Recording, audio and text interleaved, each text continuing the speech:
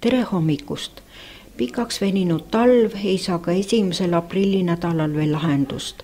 Täna aga tuleb vastu võtta tsüklon, mille kese liigub Poola-Valgevene piirilt õhtuks Läti-Valgevene piirile.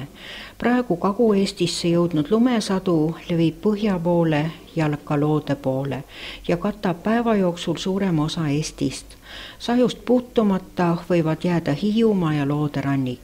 Lumehulk on keskmine, Lõuna-Eestis kohati üle 7 mm, mis on 12 tunni kohta tugev sadu.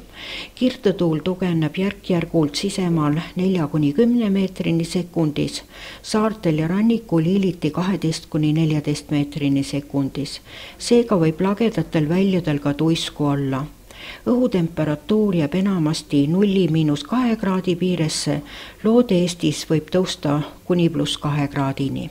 Ning õhurõhk oli hommikul kell 8 1012,6 hektopaskalit ehk 759 mm elavhõbedasammast, õhurõhk langeb, suhteline õhuniskus oli 96%.